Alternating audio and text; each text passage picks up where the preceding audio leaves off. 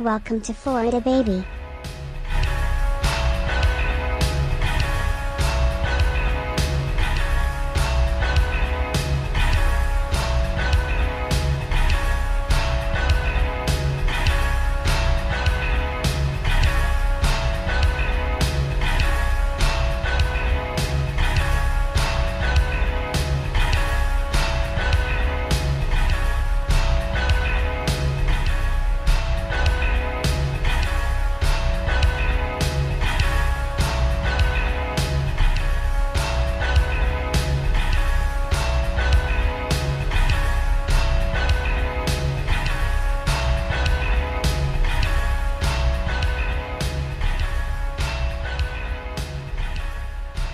Introducing Dr. Narco Longo.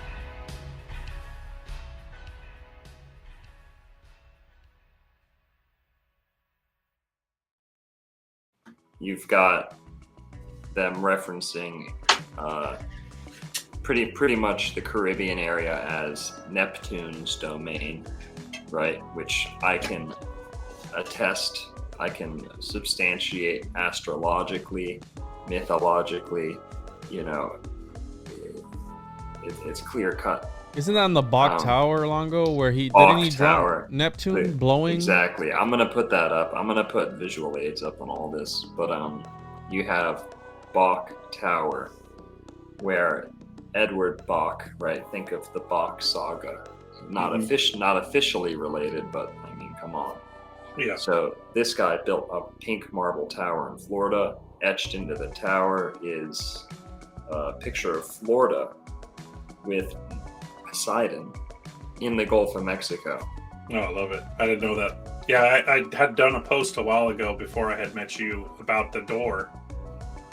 And yeah, the tower, all these towers are just emulations of trees. So there was definitely a tree that stood there. And you've done a good job of showing what they were doing, deforesting Florida.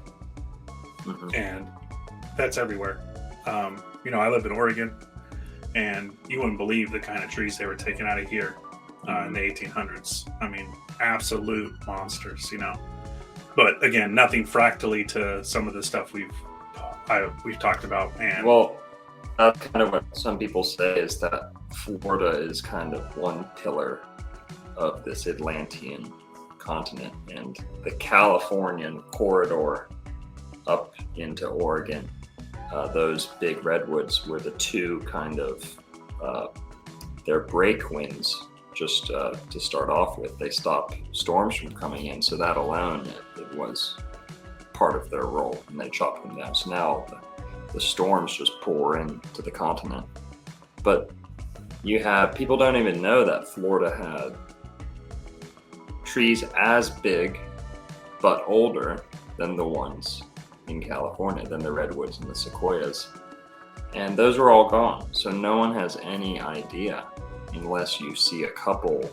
Even the ones that I show are nothing compared to what was here before they got to the small guys. Yeah, and we also here we go. So since we're on the trees, if you don't mind, I'll go into this next, but keep going. I just wanted to say we have to tie it into the Creek Indians. Yes, 100%.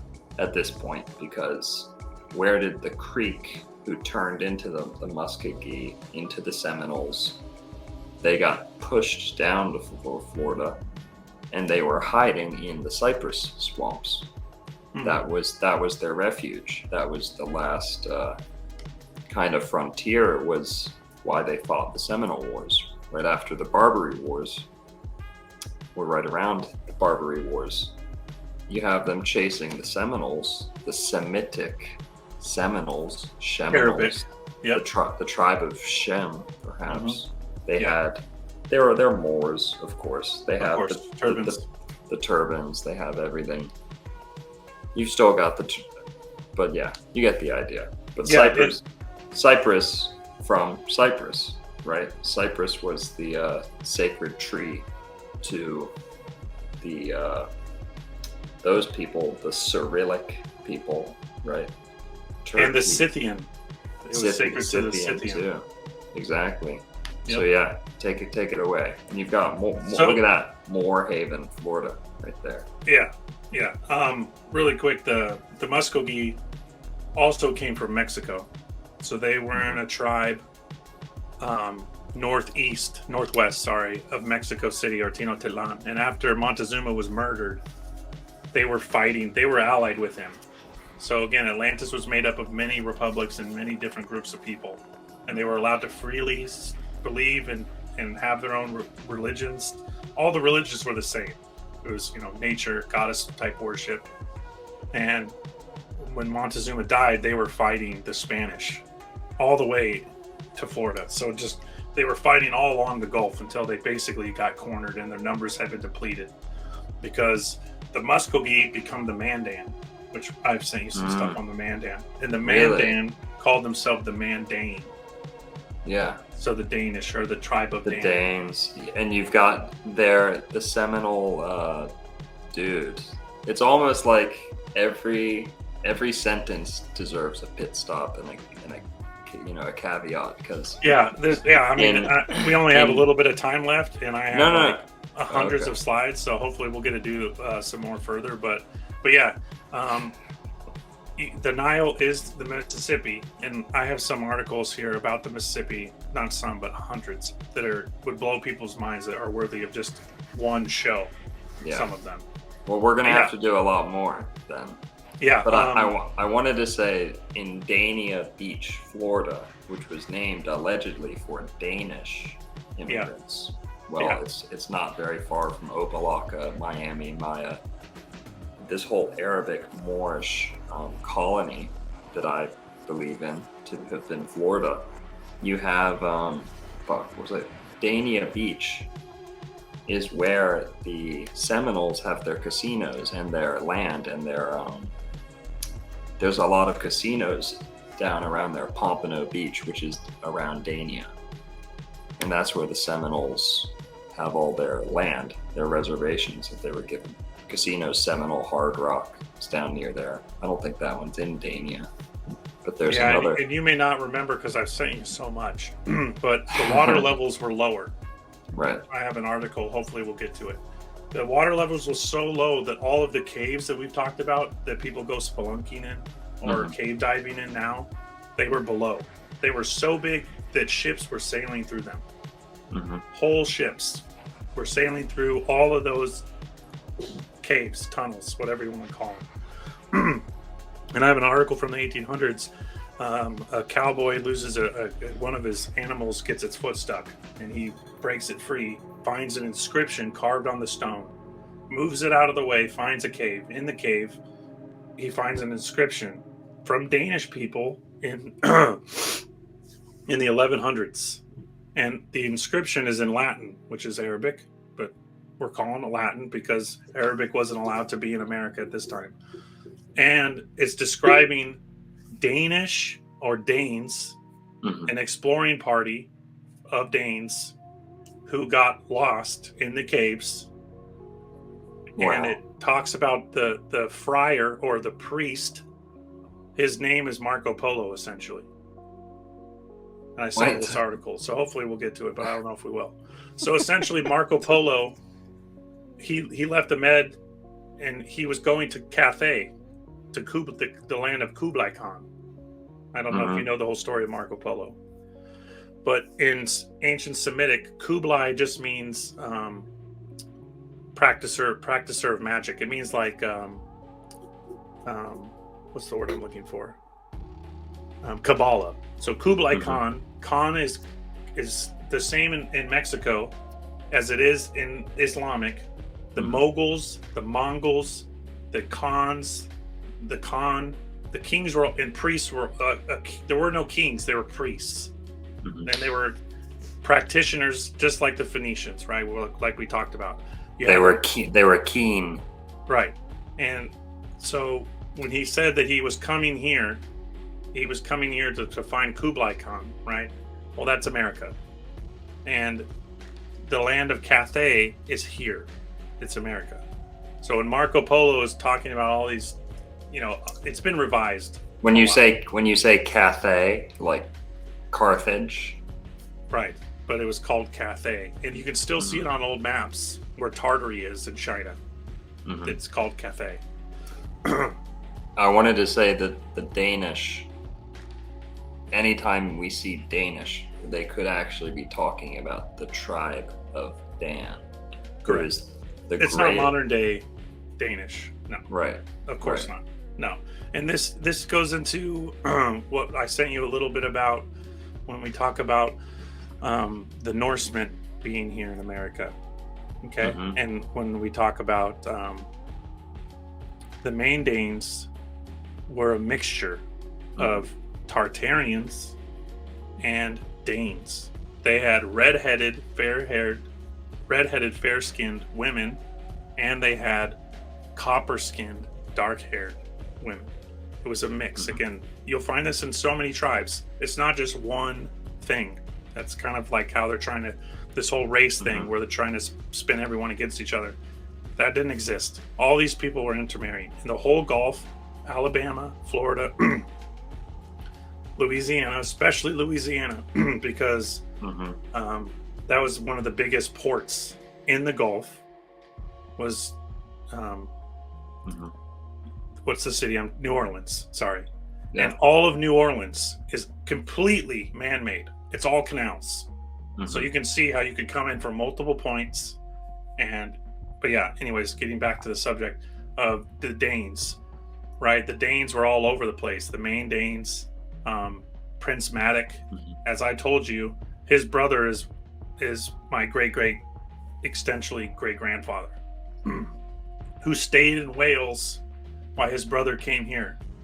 Again, I don't put a lot of weight in the lineage stuff because all of it's been edited. But yeah, it's all over here. Are you Welsh? I'm actually Berber or Basque. Cool. My mom's mom is Cherokee Indian, and my dad's Polish, Nice. or Austro-Hungarian. Cool.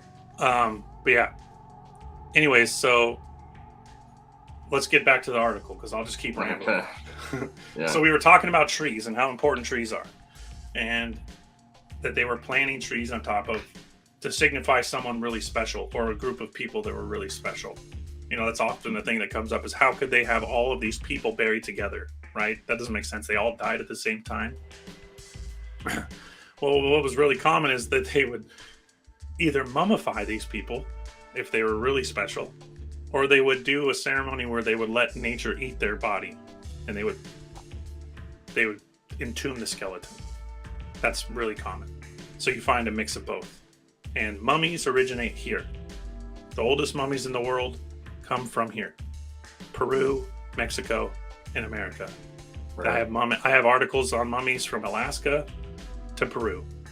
And they're super interesting. In caves, way down underground, Egyptian, Punic, Phoenician, all those things, runic inscriptions, right? Because you can see the fuckery going on with translating these things, like you said, because Phoenician was really well hidden. Remember, the Phoenicians kept America secret after the flood. And it was all oral. Correct.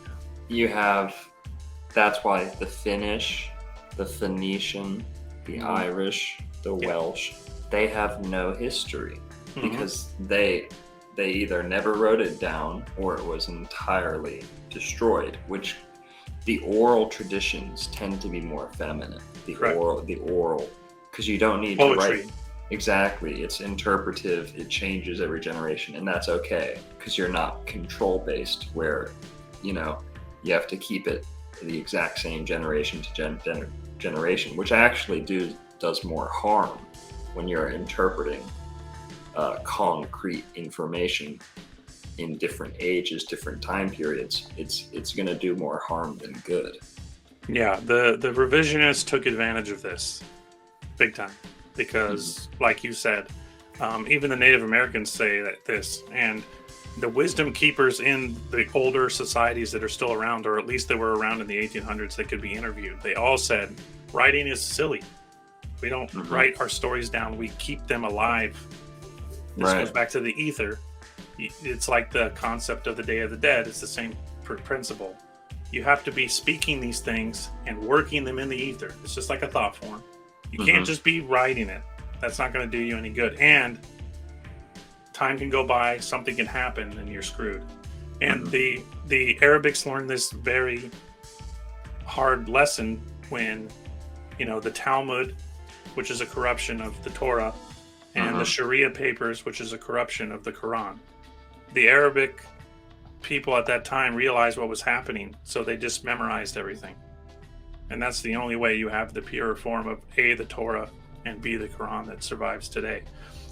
1492, again, which is a day you know well, the expulsion of the Moors. They were Moors and Jews. Why were the Moors and Jews kicked out? Because they're the same people. Hebrew is Arabic. It's just a small dialect. And these people were banished and murdered. Within 5 years of this, before, you had the Talmud being printed in Venice and the Sharia papers. So the corruption of the Quran and the corruption of the Torah all happened within a few years of the expulsion of the Moors. And Columbus, which you've talked about, even if he wasn't a real person, he was just a hitman coming to continue the slaughter that had happened there, the wiping out of these people, because they didn't come here, which is the narrative, and they're like, 200 people came here and started Alabama. No, there were millions of people here. Exactly. I mean, I have stone cities from Alaska to Florida, all over America. Amazing, crazy, gigantic. And you talked about the Gulf Stream, why it's so important. Helsinki, I have another island which I sent you in the middle of the Baltic, which is completely identical to Florida. It's made out of shells. It's limestone, man-made island. That one I had sent you about that place. That's what they say is the South Baltic is kind of the only region that mirrors Florida ecology. Exactly. And why is that? The Gulf Stream. And I have another article, which I don't think we're going to have time, but a miner gets lost in the Rocky Mountains and finds his way into a cavern that he can't get out of. And it's the craziest story ever. Giants 20 feet tall, thousands and thousands of pounds of gold and silver, eternal flames, basically torches on the wall that are run on natural gas that have been burning for an eternity. Right. And he finds the source of the Gulf Stream. He says it goes into the Rocky Mountains. So it's most likely man-made, right? If we're dealing with a culture that can build continents or, huge states, islands, why wouldn't that make sense? They would design a system like you described that probably circles around the volcanic areas, which is the West Coast Rockies in the West, right? The Ring of Fire. That can create, because everything's underwater, we know that there's oceans underwater. Create some kind of device or mechanism that would heat a stream of water that would keep, like you said, some group alive during either some kind of Arctic reversal or something along those lines, a plasma event that would cause massive weather change. The only thing that would keep things functioning properly would be a current, as we already know. And this ties in with your Helsinki video, which is fabulous because it's exactly what I think was going on. You had mariners following this only thing through the ice. You could imagine the whole world being frozen all the way to Canada, and even down, the ice sheet went all the way as far as Georgia. So you could imagine that there was probably a few mile wide river that went from Helsinki, Baltic area, and went all the way to the Gulf. And there could be a similar function on the other side of the world in the Polynesian area, northern Australia. I think there's probably something similar. There has to be an equivalent, for sure. Yeah, for balance reasons. But yeah, we're dealing with, really crazy topics on that because that's hard enough for people to hear this concepts like we were saying, but then to think that the Gulf Stream is intelligently designed, and it's designed for the purposes that we just kind of talked about there. Let's read. You want to read this guy out loud? Cool. So the caption, the lookout tree, a cypress, largest in Florida, has fallen 49 feet in circumference. Jesus. At its base. And just in comparison, Montezuma's cypress that I sent you that picture of in Mexico City, it's like 200 feet in circumference. Yeah. So imagine what that's built on top of. Right. A Titan, I would imagine. a giant. The biggest one in Florida, the Senator, I think was only like 35. Yeah, so this is crazy. And then obviously at its base, an artificial sand mound. Mound builders buried many of their dead in the mound. Oh my God. So like we talked about, they're building trees or planting trees sacred to them on top of the mound. And I have dozens like this where there are trees on the mounds before they got cut down, and you see them today, or you see them in the early 1900s where they were first taking pictures of them, and they're just bare grass mounds. Now there is either one massive tree at the top, or they are completely covered. You wouldn't even know they were there. Just like Mexico with all the temples there. The forest took over. Mother Nature always takes over. Anyways, we'll get back into this. The lookout tree, a cypress believed to have been the largest in Florida, and which had stood for ages near the shore of Lake Okeechobee, a short distance from the settlement of Bella Glade, has fallen. After withstanding violent storms, the big tree, 49 feet in circumference, 8 feet above the ground. So I'm imagining the roots came, you could like walk under it essentially. Is that what that means by that? Well, basically, cypress trees, especially the bigger ones, are mostly hollow at the trunk. Gotcha. So that's what they're saying, probably. And even when they die, they can stay up like a house almost with an interior. Yeah, and I know people used to make their homes in them. They talked about cypresses. The Native Americans talked about cypresses so big that they had houses in them. Oh yeah, I mean the Lord of the Rings city where they have totally. It's a common theme in all of them. Avatar, Star Wars, Lord of the Rings. People living in trees. Yeah, you'll sell 1 million movies. And you think of when you study the biodiversity of the jungle or the rainforest, 80% of all the life is in the tree. Mm-hmm. They all live in the tree, on the tree, or around the tree, or in its limbs. Right. Anyways, toppled before a light gust of wind. Subsiding of the waters because of the drainage of the Everglades had resulted in a settling of the muck ground, which left its roots undermined. At the base of the tree was an artificial mound of sand, believed to have been carried there from the lake shore by mound builders who once were inhabitants of this territory. The Indians, or prehistoric people, okay, because you got to be careful here, because most of the Indians say they don't know who built this stuff, so it's obviously far more ancient than the 1700s, 1600s. Oh yeah. It ties in with the 1100 stuff, like I was telling you, with the Danes and the Norsemen. It's all in the 1100, but you look at it, it's J or I, right? This is the Julian Messer. J for Janus, I for Ionis. Janus is the god of time. We could get into that another time, but that's what the J stands for. For sure. People say Jesus, but Jesus is another name for Janus. He is the door, the threshold. I'll keep going. The Indians, or prehistoric people, bury many of their dead in the mound, for numerous specimens of human bones have been recovered from it. One of the most interesting of these was a wrist bone encircled by a crude handcuff. So it doesn't mean handcuffed like prisoner. I think it just means, copper. They all wore brace. The Olmecs, the Aztecs, Egyptians, they all wore bracelets. I just want to jump in here and say that when it says sand, quartz. That exactly, it could be quartz sand, it could be limestone, because whoever wrote this probably wasn't a geologist. I think it's all quartz. It's all crystals. I think so. Even limestone at its core is a quartz crystal. It's just a quote-unquote dirtier, more messy molecule, but it's still crystalline. Yeah, which I also sent you an article on, but have you seen the chemical composition of a pearl? No. It's formed of crystals called aragonite. Okay. And the largest collection of aragonite in the world is in Bimini. Right.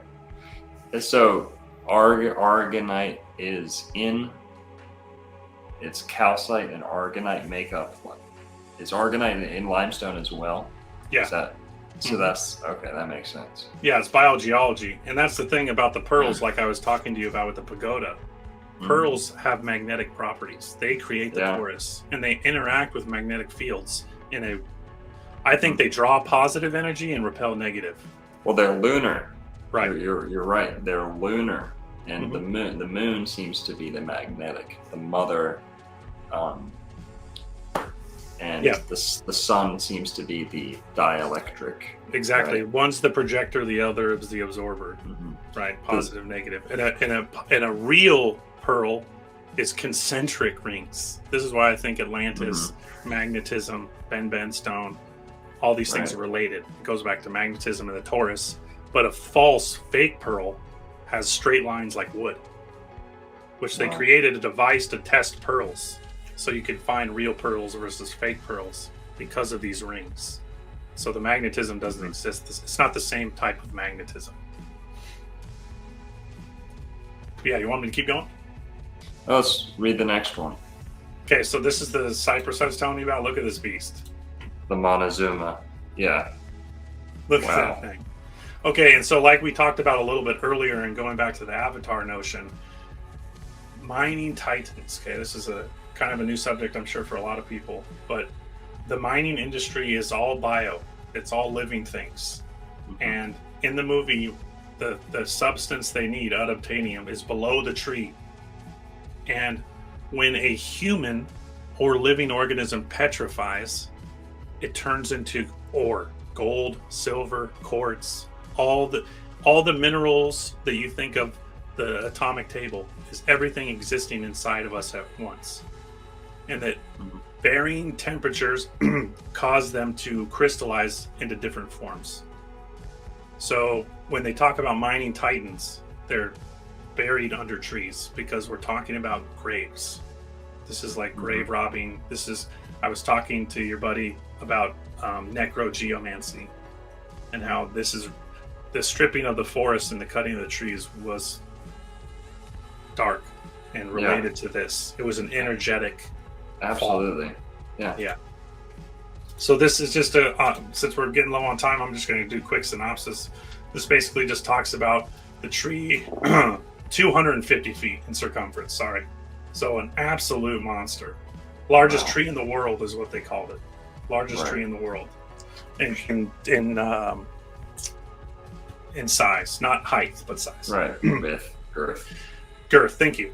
And the largest tree in the world at the time of this article, I think still now, tallest, is called Hyperion, and it's in California. Right. And guess what? Guess what's below Hyperion? A cave of crystals that you used to be able to take a tour of.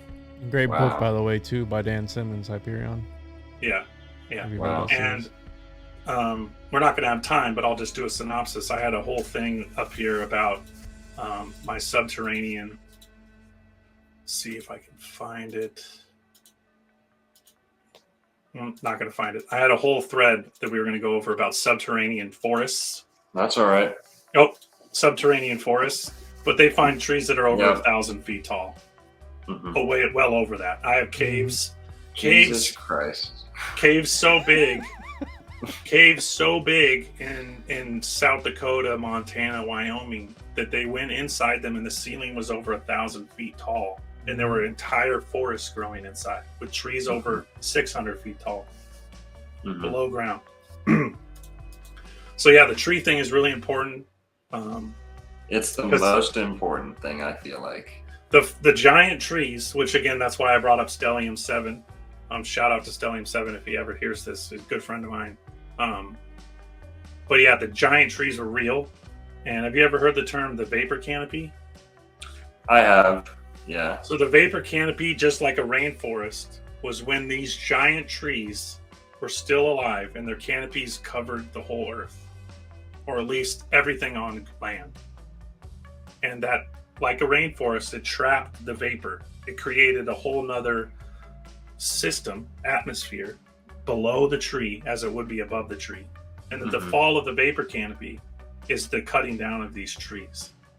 And many of the mountains that you see, mountain ranges or mountains, the tablelands of New Mexico, the American Southwest, those are all cut trees. Yeah, and that's why the sky is so dry and Yes. it seems like all the water just dropped out of the sky Yes. and landed and made all these huge oceans. That it's like we have these little scraps of land, and it probably, if you look at the pre-diluvian levels before they were lower, when they were actually higher, it's like, where's all this water coming from? You know, is it all coming up from these underground springs? Well, they don't say that. They tell us it's glaciers, which is complete horseshit. We're just on land, just sliding through the land. Exactly. There were just moving through the land. Just no doubt there were glaciers, but yeah, let's get through some more. We're gonna have to make a weekly thing out of this. Forest buried in, I'm just going to read the captions just and get through some of these. Forest buried under city, Kansas, 1922. Washington, D.C. is built upon a buried ancient cypress forest, some 9 to 10 feet in diameter. So when they talk about draining the swamp, again, this goes back to what we were talking about, etheric memory. It's not an accident, right? The world we live in is built on a co-creative faculty of sense, and this is part of it. I have another article that I didn't share in this whole thread that I was going to go into, but they were digging down below the White House in the basement because they were installing a new heating system. And what did they find? A hewn stone temple with an oven and all this crazy stuff. And in the article, they say all the workers were told that they couldn't say anything to the press. This is in the 1800s when they were writing about whatever the hell they wanted to write about, essentially. So you can imagine what they were trying to cover up here. So yeah, the DC is built on an ancient cypress forest. So that's mud flood. How could you do that? There's no bedrock. What are they building on? An ancient people, Ohio, 1893, 6 centuries before Christ, founded upon the Black Sea. Greeds united with native Scythians. 1831, a mound was opened, called by the Tartars the Hillock of the Brave. In a room of hewn stone, the remains of kings, sarcophagus of cypress. I was talking to you about how the Scythians, the cypress was sacred to them. Well, not only did they plant trees on their tombs or on their mounds, they built their sarcophagus or their, what's the word I'm looking for? The things they're buried in out of cypress. Coffins? Mausoleums. Thank you. Coffin is the word I was looking for, but they weren't called coffins. Yeah, the language is all like we were talking about already. You know, when you understand how the words and spells and grimoires and grammar and all these things work, and how your words are imprinted on the ether, and that's where things are created. Thought forms, manifestation, right? It all is intertwined. Like, words are very powerful. So yeah, this is again why I was having issues with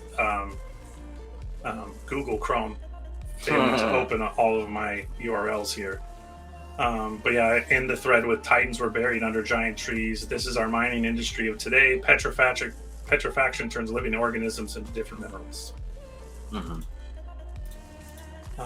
Makes sense. Subterranean forest, 1838. One of these oaks removed left a hole that contained 1,000 feet. Whoa. They all fell in the same manner. The sea may have done the havoc. A giant flood knocked over 1,000-foot trees, laid them all down in the same manner.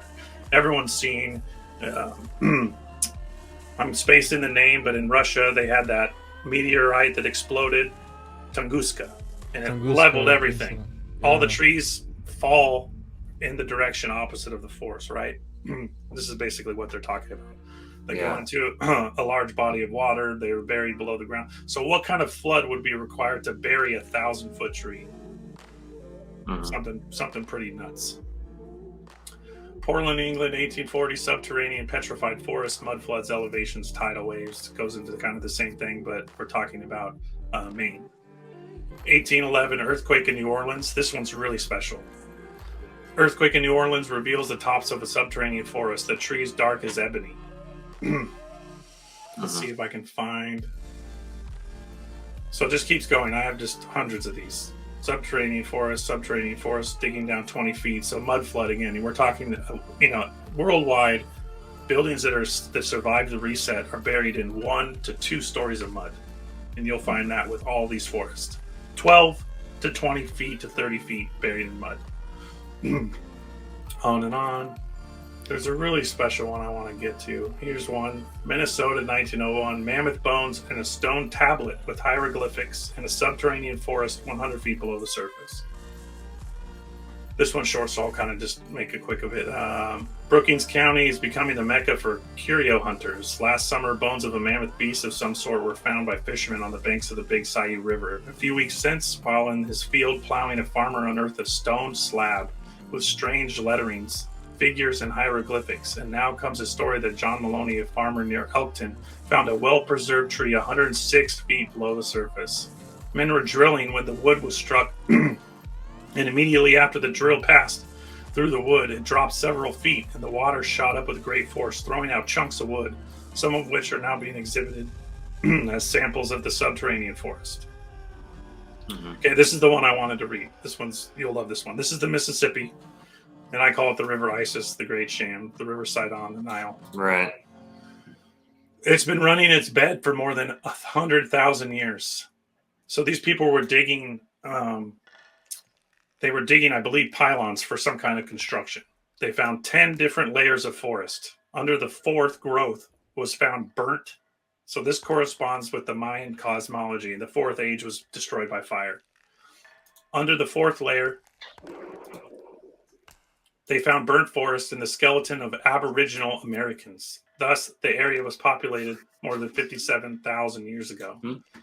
So they found 10 different mud-flooded layers. Under the fourth one, they found skeletons of man. So we're talking several resets, or at least several kind of catastrophes of some kind, which we've discussed the water levels changing quite a bit. It doesn't always have to be some kind of catastrophic event, but enough that you're dealing with. Well, like you just said, different ages. I've always said this.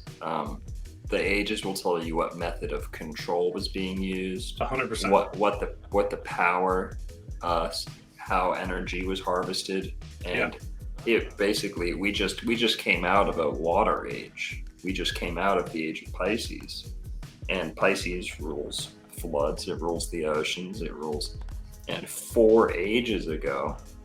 Well, maybe not 4, but right around there. It doesn't sync up exactly. The age of Aries. Likely, if there was a reset during that age, which would have been, who knows when, it would have been by fire, right? And in age of Earth, it could be the mud floods in the earth, the earthquakes, and the shuffling of the tectonic plates, whatever that means. But right. Yeah, I know what you mean. Yeah, it is astrological. The ages all sync. For sure, mud being destroyed by mud. I mean, Queen Mu, the land of Mu, which is where the people hypothesize Lemuria, but I believe they were one and the same, was called the land of mud. So possibly a civilization built on top of a previous reset, or as we're discussing, time frames are being really shortened. We're told they're spaced really far apart, but I think they're quite a lot closer together. Right. Flamenco, are you familiar with him? Of course, yeah. Yeah, he really shows that I believe everything's compacted. And yeah, I think that the Viking, once you see Finnish and Phoenician, and you can fold those two halves of history onto itself and stitch it back up, you can see that the Rome was, what do they say? Rome was sacked by 2 people, primarily the Phoenicians, and then 1,000 years later, the Vikings, the barbarians. Right. Well, if you slap those two right on, you also have the Barbary Wars and the Punic Wars. It's almost the exact same. And the Battle of Troy, where the Greeks crossed the Mediterranean. Yeah, Troy was here. That was nonsense. Exactly. For sure. But yeah, continue. Yeah, this is like the Civil War. The Civil War was the South, and the South, you have the Union and the Confederates. Well, the Confederacy was the Moorish Confederacy. That was what it was called. And it was all the states south of the Carolinas. And Morocco being the first country to what's the word? Ratify, certify. Yeah, and the treaty that we have with them, and George Washington groveling.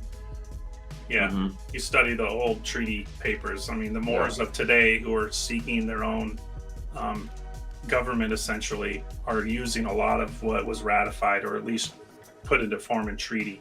And that's part of what's covered up. The falsification of the Civil War, the Louisiana Purchase, it's all the same thing. Napoleon didn't exist. He's not a real person. Right. Napoleon, you could talk for days about him, but I wanted to get into that about Theodore Roosevelt. Yeah. Because Theodore Roosevelt allegedly left from Florida, from Tampa Bay, in the Tampa Bay Hotel, which was the staging ground for the Spanish-American War, which kind of put the lid on all of South American Old World history. The Spanish-American War solidified the transfer of power to the inheritors for good. Theodore, well, what were you just telling us? Analog that Teo or Tio is the Mexican word for God. So you have God coming over with his rough riders, right? Like this cavalry, and they just apparently took over Cuba. They secured Cuba. They secured. I think they got the Philippines. Which is that we could go all day. By concession, they just were awarded the Philippines.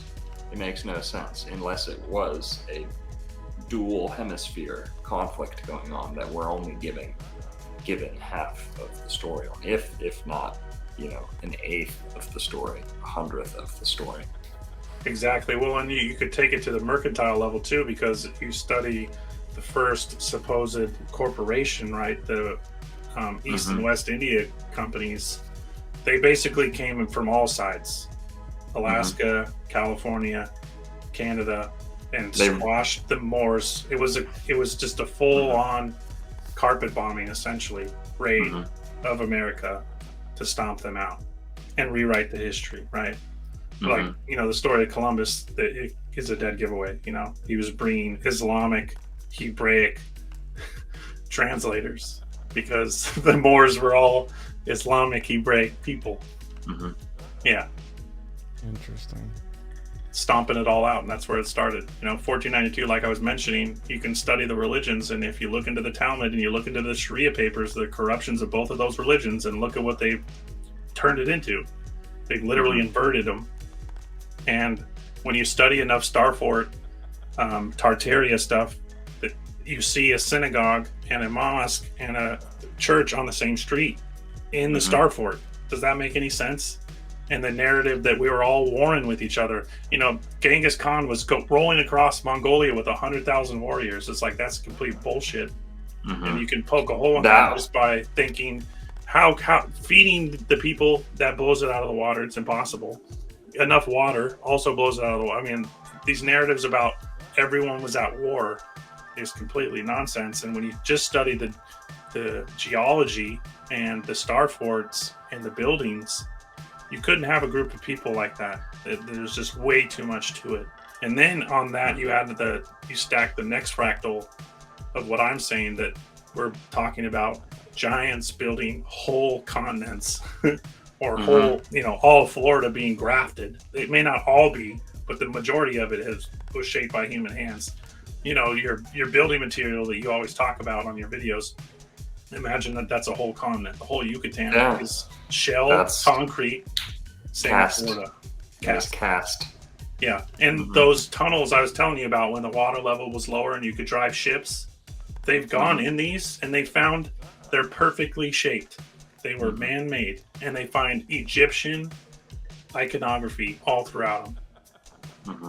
Egyptian is Atlantean. It's the same concept like we were discussing earlier. Yeah, we got to do a part 2 at least, if not make this I was trying to shut the fuck up because there's just so many tangents we can go on, but yeah, I feel bad that you didn't jump in at all. No, you're good, man. I was enjoying it. This is something I would listen to, so I kind of forgot I was on the show. So I was just listening and just taking everything in. It's really fun. Yeah, we got to do it again, man, and just let loose. Yeah, 2-3 hours. Next time we start, yeah, for sure. Next time we start, we'll start with. So here's miners stumble on an Egyptian civilization. They fall into this cavern, and it's an entire city where people are alive. This is in 1871. Wow. He makes it out on his own. His buddy died. This is what was covered up by the Hoover Dam. They were literally, they weren't just covering up temples. That's they were hilarious. killing people that were still there. Okay, Whoa. we'll go into that one. That's hilarious. You just made that connection for me that they built the fucking dam there to keep the water level so goddamn high on the other side so that no one will ever see Correct. what's down beneath. Yeah, and before you joined us, we talked a little bit about how they put blood and cement and create these necrotic constructions, and 20 people died falling into the castings, like the Empire State Building. How many people died during the construction? It's part of the ritual because architecture is a magical operation. So we got to do this again. Let's set it up and we'll do it again and we'll let loose. This is really awesome. Really quick, I'll end it with, we'll talk about the article that shows the man getting lost in the subterranean world in Colorado, and that he found the source of the Gulf Stream, and it's underground and heated by the volcanoes. We'll get into that. So I'd love to do another one. Thanks again. Yeah, it was a lot of fun. Time always flies when when you're talking about this stuff. Yeah. Thanks, Analog. Yeah. You didn't disappoint. I knew it would be good, but you we didn't even scratch the surface. So I know. I think we're gonna have to just really constrict these to a certain topic, a certain thread. Agreed. Because of how far off we get, but that's okay. It's great. Yeah. Maybe next time we'll do just a Florida, and we'll finish up with the Florida stuff, the caves, the stuff they're finding, the oncology, the oranges, the moors, golden apples. Exactly. And then we can go from there. Whoa. Awesome stuff, man. Yeah. Awesome. Well, I had a lot of fun. We'll do this again soon. And Narco, take it away. Wrap it up for your audience. I don't know. It's all wrapped pretty much. It's all wrapped. We got a show at 9. That was great stuff. Do you have a YouTube channel? Nope. So I'm building a little sound room. That's what I'm in right now, because I'm going to be doing YouTube shorts. Just reading these articles, because I got so many that are worth at least a small little clip. But yeah, with 3 kids, time is. But go check him out at _analog_9. That's Instagram and Twitter. It's the same. That's Instagram and Twitter. It's probably the best Instagram that I've ever.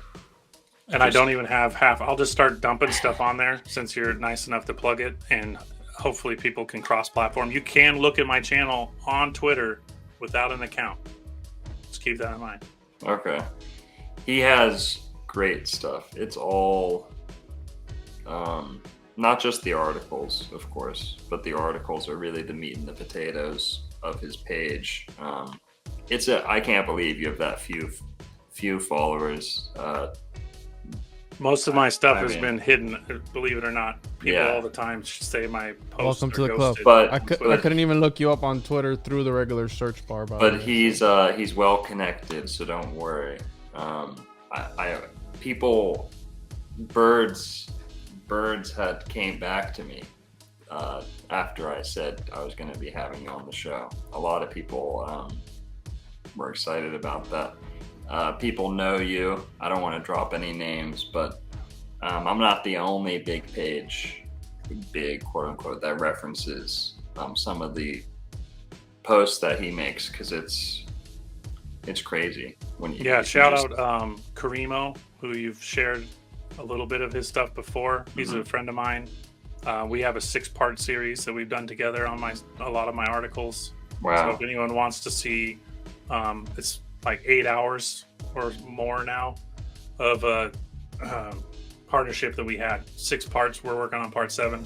Yeah. So to check out Karimo, you can just find him on Mhm. on YouTube. He's got like 100,000 followers now, so it's been a big boost for me. But yeah, most of my posts don't show up, so you have to search me or you won't That's find it.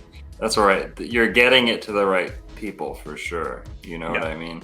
Yeah, I mean, I loved It's- your video on Florida, and I had gone there. My family has a house in Pensacola, so I've been going to Florida since I was young. And like I said, my grandmother, and we're tied to that area. So definitely is a calling, no coincidences. Mhm. I know Yeah. you guys want to get going. Thanks again for having me, and I can't wait to do it again. Appreciate you, Analog. That was really fun. Thanks, See you man. guys next time. Thanks. Take it easy, guys. Good night.